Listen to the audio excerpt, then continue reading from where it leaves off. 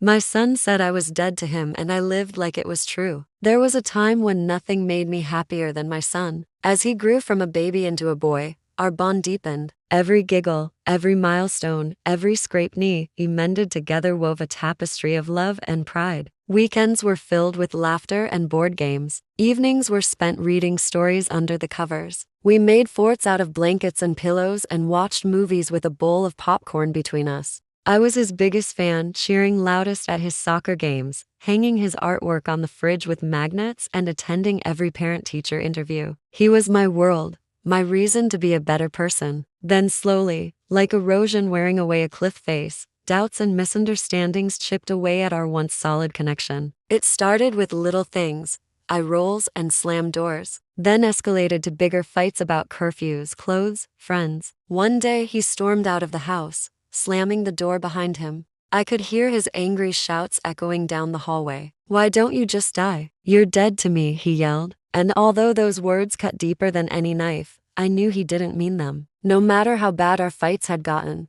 I couldn't fathom that he actually wanted me dead. Those words hung in the air between us, unspoken and heavy with emotion. I stood there, frozen, as the full weight of them crashed over me. Days turned into weeks, weeks into months, and despite the echo of his words still ringing in my ears, I refused to believe that he truly meant them. I chose to see them as a product of his anger, a heat of the moment outburst rather than a genuine sentiment. Then came the second blow. My phone stopped ringing. Calls that had been daily became weekly, then monthly. Visits that were regular turned into rare occasions. Greetings became curt nods or awkward waves across a crowded room. Our conversations, once filled with laughter and warmth, were now strained, uncomfortable affairs devoid of the easy banter that had come so naturally before. I found myself questioning everything I said and did around him, always feeling like I was walking on eggshells, afraid to set him off. His eyes, once sparkling with joy, now seemed distant, guarded. It was like watching the vibrant colors of a beautiful painting fade into a dull gray. The smile that used to light up his face now seemed foreign, appearing only on rare occasions.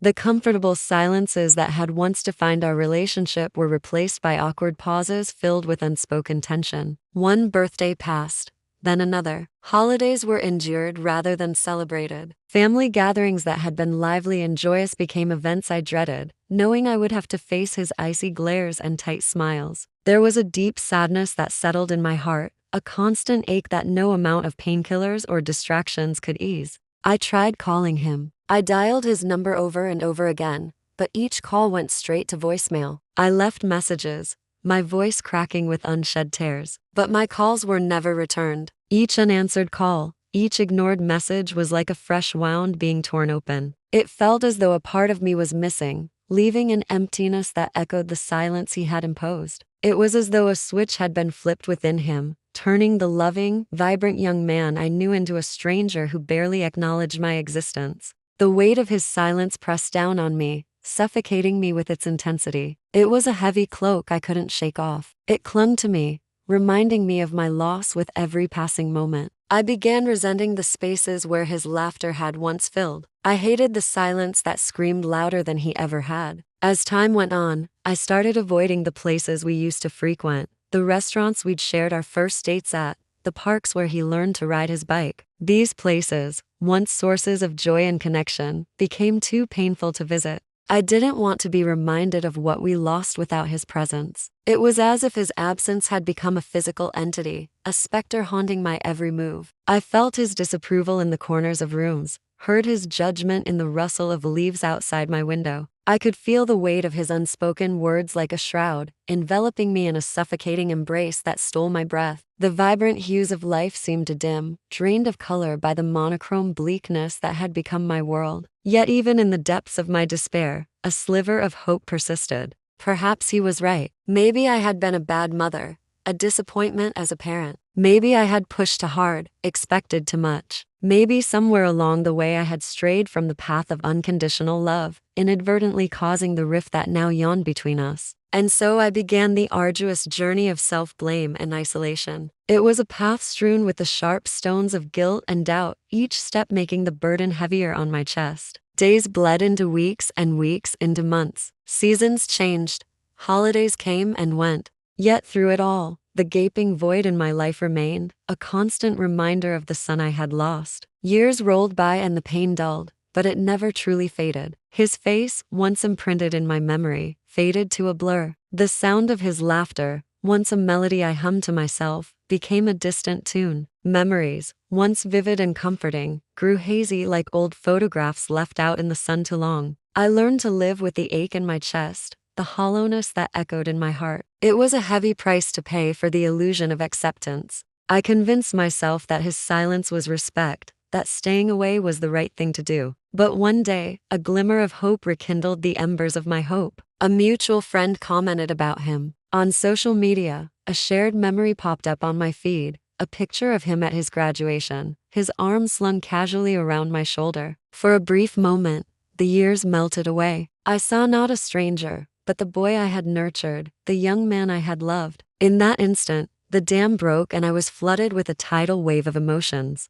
The grief I had buried, the pain I had ignored, the love I had never stopped feeling, it all surged to the surface. The sight of his smiling face, even from a distance, reignited the longing that had kept me going all these years. It was like a beacon in the darkness, guiding me toward a sliver of hope. With newfound determination, I reached out to that mutual friend, seeking any bit of information I could get about him. Slowly, piece by piece, I began piecing together the fragments of his life, the milestones I had missed, the joys I had been kept from. I learned about his new job, his travels, his dreams. Each new detail, though painful to acquire, brought him closer to me. As the months passed, the desire to reach out to him grew stronger, a persistent ache in my heart. Finally, I decided to take the plunge. I found his number online, my hands trembling as I dialed the familiar digits. When he answered, his voice still held the same warmth that had always brought me comfort. "Hello," he said, a hint of hesitation in his tone.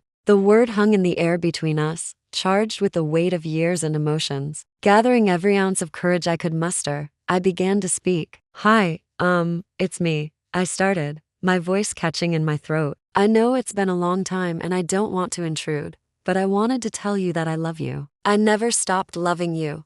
Not one day. I'm sorry for all the hurt I caused you. I'm sorry for everything."